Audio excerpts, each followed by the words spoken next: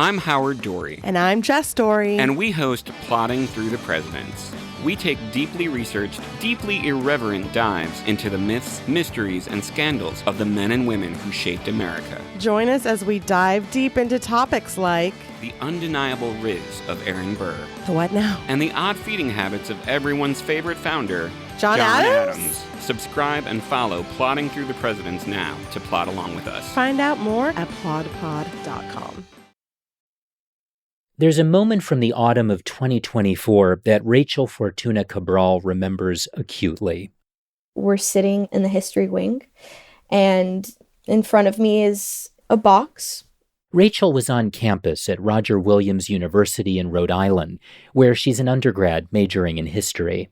And we open up the box, and in it sits the tattered pages of the yellowing manuscript. And I just felt chills go across my body.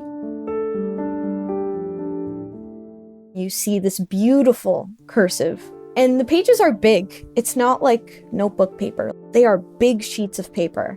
And I remember touching to turn the page and just being so careful because I was holding history in my hands.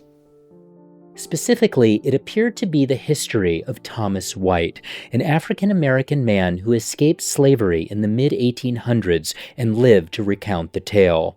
What made these 41 giant, double-sided, handwritten pages even more remarkable is that they'd just been discovered unexpectedly on the screened-in porch of the in-laws of Cindy Elder in Barrington, Rhode Island. It's not in an archival box. It's left open to the elements amongst family documents for the Elder family. At the time, Cindy was doing research for a book of historical fiction based on her family's legacy in the shipping and sailing industries.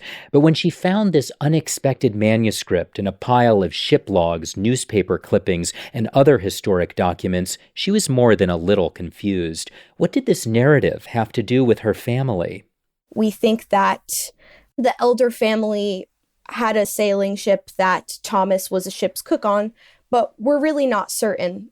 To learn more, Cindy brought the manuscript to Charlotte Carrington Farmer, a historian of early America at Roger Williams University.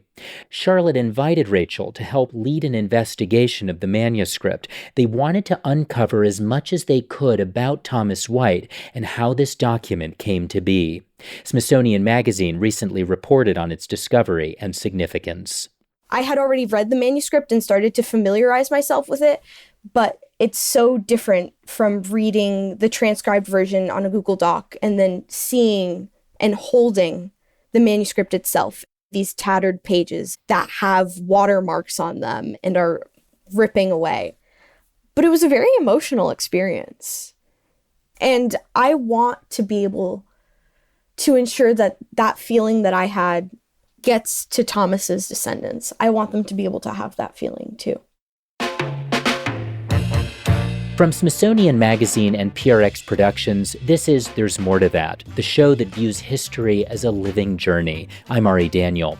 In this episode, we follow the incredible story of a self-emancipated man, and we explore the genre of first-person accounts from formerly enslaved people, and what those voices from the past can teach us today. Stay tuned.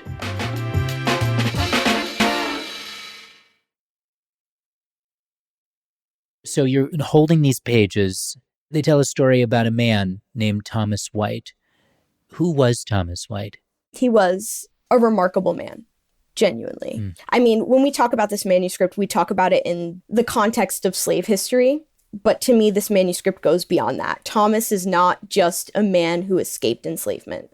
He is determined, not only in his escape from enslavement, but beyond that, when he takes up numerous jobs, starting as a ship's cook and just traveling the world. When you're reading the manuscript, you can really feel his personality shine through. What was his childhood like? Where did he grow up? He grew up in Cambridge, Maryland, is what he says in the manuscript, on a plantation. He never mentions a master, he mentions a mistress, and he talks about the brutality of slavery. What inspires him to escape is stories that he hears from his mistress's son. The mistress's son spends some time at university in Philadelphia, comes back and tells Thomas about the free Black population in Philadelphia and how white people there are not allowed to insult them or treat them as they do in Maryland. So he hears about the possibility of being free farther north and hatches this plan to escape. Do we know much about what he was feeling in the period leading up to his intended escape? Absolutely. He was scared. Yeah. He talks about this moment where before he sets off on his journey, he goes to his mother's grave, knowing that that is the last time he will be able to visit his mother's grave. Because once he sets out for freedom, he can't step back in Maryland or he will be re-enslaved. What did he say at his mother's grave? Do we know? So he says, "As I turned to leave the only home I had ever known, I could not restrain a tear from crying in my eyes as I looked on it for the last time. I then visited the grave of my dear mother, and on it I breathed a fervent prayer to heaven to grant me success in the perilous journey I was about to undertake. I then proceeded to the stables, which were situated about a quarter of a mile from the house. On reaching them, I led out 2 horses and saddled them, and then repaired to a corner of the street where my comrade was awaiting my arrival." What was that journey like? The journey itself was perilous. He sets out with one of his friends who lives on a neighboring plantation, and his friend doesn't complete the journey, but Thomas does. With the help of abolitionists, Thomas is able to escape up the Northeast. He describes how, to his understanding, there's spies along the way too who try to catch people who are trying to self-emancipate. So he quickly fell into the hands of abolitionists and the Underground Railroad to help him farther north? Yep. So to our understanding of it, Thomas starts in Cambridge, makes his way through Maryland, then through Pennsylvania, and then New York, and ends up in Pittsfield, Massachusetts, where he stays for a time working at a young ladies' seminary, and then off to Boston, where he meets his wife, Ellen. Did he write this? Thomas is illiterate. We know that he did not handwrite this manuscript. So our best guess goes back to why this manuscript is in with the rest of the Elder family's shipping records. And that's that when Thomas likely worked as a ship's cook on one of the Elder family's ships, they would sit around and Thomas would tell his incredible life story, and various people on the ship would write it down. There's what we think are 4 distinct handwriting styles within the manuscript. So going back to the discovery of the manuscript for a moment, Charlotte Carrington Farmer was overseeing the research, and she said she was really taken by the document, but also somewhat nervous, because historians are usually trained to be skeptical about new documents and their origins, particularly ones like this. So what's your understanding of why historians should be skeptical, and how does that relate to this manuscript? Sure. It's not every day that a 41-page manuscript detailing the story of a man who escapes enslavement winds up at your doorstep. So I completely understand her pause. Another reason why we had to take a beat there was because there are works of abolitionist propaganda that have been written where it'll tell a story and the function of it is to try and further the abolitionist effort. So scholars who we had spoken to had suggested that this might be a work of abolitionist propaganda. Obviously, we hope that that wasn't the case. We hope that there was more to this story, and with the finding of what we believe is Thomas's marriage certificate, that was kind of our big moment where we were able to say, Thomas, we found you in the archival records. This is not a piece of abolitionist propaganda. This is real.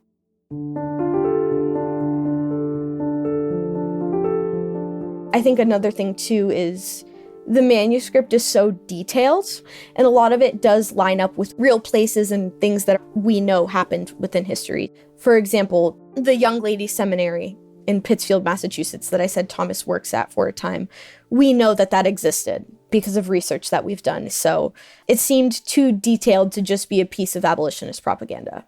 You were coordinating a team of student researchers. What was the goal of your work over the course of the semester? So one group of students was focused on the paleography and trying to understand how many different types of handwriting there are in the manuscript and how we can determine that they are definitely different. And it's not just that the ship was moving differently that day or the writer was tired. Another group was trying to learn more about Thomas's time whilst he was enslaved. So seeing if we could find his name in any records in Cambridge, Maryland, and trying to understand what enslavement in Cambridge looked like during this time period and providing that historical context to the team. Another group was focused on trying to track descendants, because another major goal of this project is to reunite his descendants with the story of their remarkable ancestor.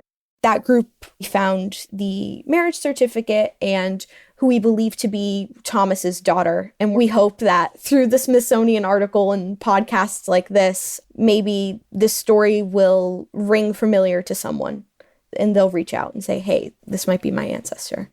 You mentioned the marriage records that you discovered. Mm-hmm. And so you found out that Thomas married Ellen Stewart. Can you tell me who Ellen was? As far as we can tell, Ellen had a pretty remarkable life of her own. We believe that Ellen's mother was Sukey Stewart, who was enslaved to President James Madison and his wife, Dolly Madison.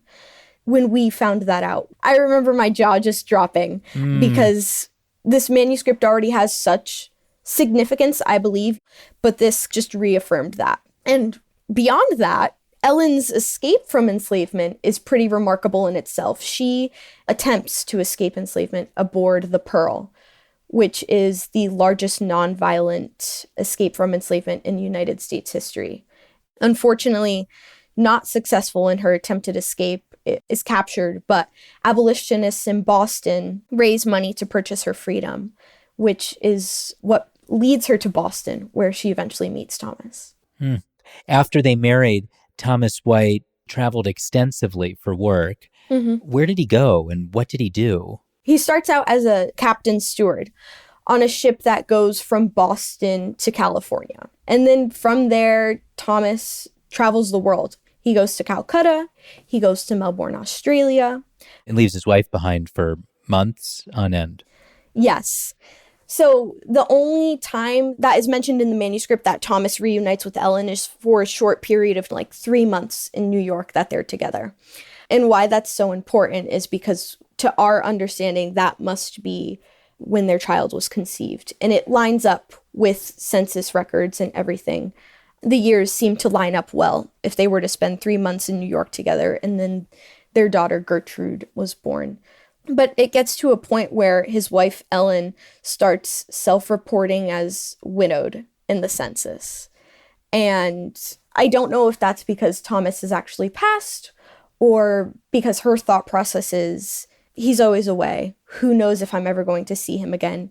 He might be dead. That's another one of our research questions. What happened to Thomas after this manuscript just abruptly ends? What were some of the inconsistencies that you ran into while trying to tie Thomas White to the historical record, and how did you resolve those? So one of the biggest inconsistencies was time. Our timeline, the years we were working in, because Thomas only mentions a year once. When he's escaping enslavement, he says, bidding adieu to the town forever in the 2nd of March, 1831. I being then in my 15th year, etc., etc., etc. So he says he's 15 in March of 1831, and that's the only date that we're ever provided. And in the early phases when we were sending out this document to scholars, we sent it to Dr. Timothy Walker at UMass Dartmouth. He suggested that our timeline was off by 10 years based on everything else that was happening in the manuscript and what he knows to be true of history. At this point, we had been hitting a lot of dead ends in archival research. When we extended our timeline these 10 years, particularly in terms of the marriage record, that's when things started turning up.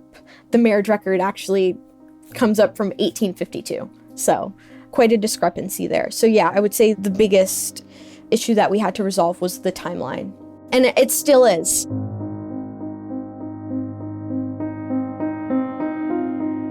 I think in the case of the discrepancy with the date, I think that's going to be an open question for historians to ponder. It's really hard to say, especially because he didn't write it. This is Deborah Plant, an independent scholar in African American literature and Africana studies, and a literary critic specializing in the life and work of writer Zora Neale Hurston.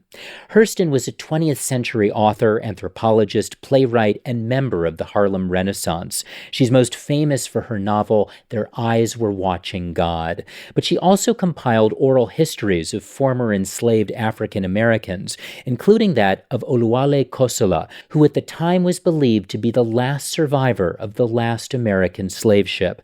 Hurston's posthumously published book, Barracoon, The Story of the Last Black Cargo, told Kosola's story. When you talk about dates, especially that 10-year span, it reminds me of Hurston, who would write her birth date 10 years later. But she had a reason for changing it. She wanted to go back to school, and it would have been free for those of a certain age, and she was older than that age limit, and so she changed it so that she could go back to school and get her high school diploma. She had a reason for it. Then we could ask the question, did Thomas? I think when we find discrepancies like that, Ari, that it allows us to ask questions, right? Because one of the things about history is it keeps morphing. And is always going to do that because human beings are involved. Debra, how does having these first-person accounts enrich the historical record? With the first-person account, that's a lens that is unique because no one else is going to have that particular experience. There's the experience of enslavement, but each enslaved person experienced it differently. We can identify with the individual. I experienced this. And when you read, I becomes the reader. In this way, we can develop that empathy. And this, of course, is one of the reasons why Barracoon has been so important, is because when it comes to what happened to us on the African continent, where's the account of the individual who actually experienced it? We have very little of that when it comes to not only what happened on the continent, but also what happened during the Middle Passage. Debra, you edited Zora Neale Hurston's oral history of the life of Oluwale Kosola, who was one of the last known surviving Africans transported by an American slave ship. I'm wondering if you can talk about the importance of having an account from someone like Hurston, who was a literary giant and an anthropologist. She was consummate in her methodology, and she was revolutionary in protecting the integrity of her work. One of the reasons that the work was published only in 2018 was because she refused to change it. Publishers who were interested in the work said that they would publish it if she would, as they put it, write it in language rather than dialect. And if she had changed it, it would have been a work of fiction, not the document that it is today. In maintaining the dialect, what Hurston knew and understood was that language was an authenticating feature of an individual or a group or a society. This is a prominent feature of expression. And so she was very meticulous in how she captured his expression, how she documented it. And so we get a real feel for the human being. You know, it's not just a story. given that so many of these stories were transcribed by white writers or abolitionists like Thomas White's, what is the significance of having the account of Oluwale Kosola from a black writer, from Hurston? The most important thing would be to have a transcriber who is interested in being a conduit or vessel for the person whose story you're writing down. What comes to mind are the WPA narratives, where there were workers who were sent out to collect these stories from the formerly enslaved individuals. You're referring to the Works Projects Administration in the 1930s. Yes, and you can tell from reading the collected narratives that the individuals were basically answering set questions and doing so with an intention not to say too much to the stranger. And many of them, if not most of them, were white individuals. Because that fear of what those who were the perceived authority, what they might do or think, or what they might do with your story is ever present. With Thomas White, he was very careful who he talked to. So that fear of someone knowing really what you think, when they are in a position to punish you or to tell your story to someone else who can and might punish you or take revenge or somehow put you in a negative situation, that was a very real fear. And so it mattered who collected these stories and how and with what purpose. Now, if your purpose is to get your story before you die so we can put this in our archives and whatnot, then you have a function that you're performing, and it's not about portraying the humanity of the individuals that you are talking to. Hurston was unique in her work. She had the wisdom to open herself up to the subjectivity of her quote-unquote subject and allow him to teach her how to get his story. Mm-hmm. With Hurston, it's very clear that Kosola had come not only to trust her, but also to love her. We don't know who listened to Thomas White's story originally and wrote it down, or whether Thomas trusted them fully.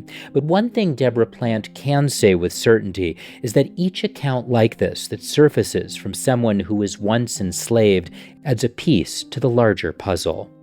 For every Thomas White, there are like thousands who never told anyone their story.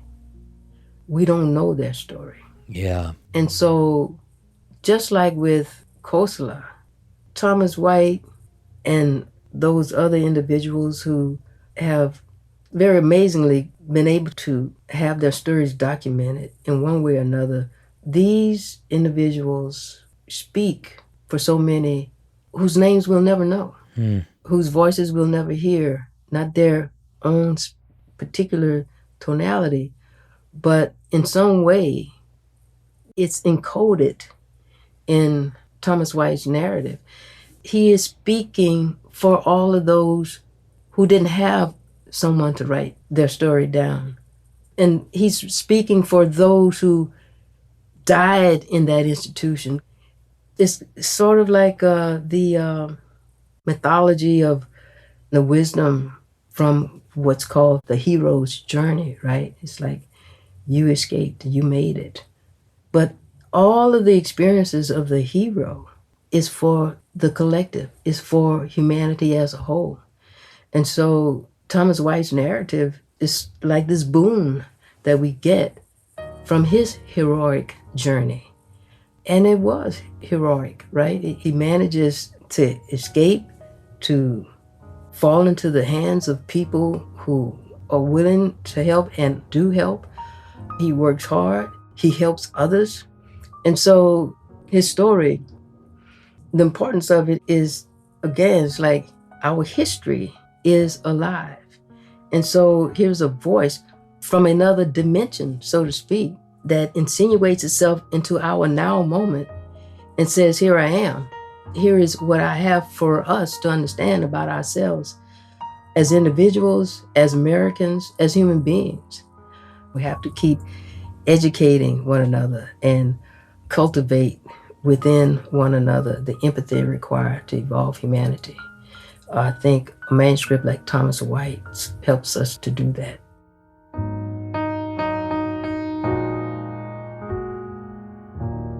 Rachel, where does the manuscript end? The manuscript ends in the middle of a voyage for Thomas. The last few pages are completely unreadable, and then everything just kind of stops. The pages end. There's no more there. It seems like it's captured your imagination, it's captured your mind, it's captured your heart. Yeah, I get emotional talking about it a lot of the times. Before I go on to give a presentation, I have to give myself a little pep talk where I'm like, okay, get it all out now. Even just the opening quote of the manuscript, which I'd love to share. Sure. At the extremity of the house, it increased my sorrow very much when I thought of the situation I was in, and caused many a tear to run down my cheek. I used to go and tell the members of my church how I was treated and the trifling comfort that was denied me, and they told me not to lose heart, as there was always a great many trials and troubles in the road to heaven. So I prayed to God to remove them from my road, and I waited in patience. But my heart grew weary, and all my faith was being shaken, when I made up my mind to leave at once. And I mean, a lot of times when talking about American culture and American history, we talk about this bootstraps mentality, freeing yourself from the situation you're in and making the best of it. And this is what Thomas's story is. I mean, he escapes from bondage and goes out and sets sail across the world. What's this personal connection? Why do you think you feel so tethered to him? I think the time at which this manuscript came to me is incredibly important when we've been having discussions on how to teach history, particularly concerning slave history. Thomas has a voice, and it deserves to be heard. I remember one of the challenges for me of studying history was it never felt alive. It felt distant and random. And something like this, it's reaching, it's grabbing you from another moment. Yes. And bringing you close and saying, pay attention. Yeah. When the manuscript is sitting right in front of you, it doesn't feel distant at all. To read more about the discovery of the Thomas White manuscript, visit smithsonianmag.com. We'll put a link in our show notes. On the next episode of There's More to That, we'll travel to the Swiss Alps, where climate change is threatening glaciers, towns, and even the future of winter sports. If you like this show, please consider leaving us a rating and review on Apple Podcasts, Spotify, the iHeartRadio app, or wherever you get your podcasts. It helps new listeners find the show, and we'd appreciate it. There's More to That is a production of Smithsonian Magazine and PRX Productions. From the magazine, our team is me, Deborah Rosenberg, and Brian Wolly. From PRX, our team is Ali Budner, Cleo Levin, Genevieve Sponsler, Sandra Lopez-Monsalve, and Edwin Ochoa. The executive producer of PRX Productions is Jocelyn Gonzales. Our episode artwork is by Emily Lankowitz, fact-checking by Stephanie Abramson. I'm Ari Daniel. Thanks for listening.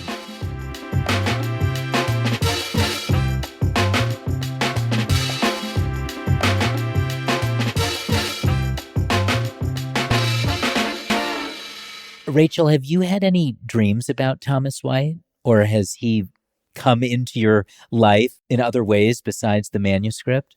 I'm waiting for Thomas to appear to me in a dream. No, but a fun little fact here. Thomas has his own family tree on my Ancestry account. Really? Yep. Ancestry has a great online archival database for things like census records and marriage certificates, etc., etc. So I've created a tree with Thomas and Ellen and then trying to track their descendants. I also have like little alerts for any time a document with the name Thomas White between 1840 and 1850 in the United States comes into the database. So yeah, Thomas is basically my family now.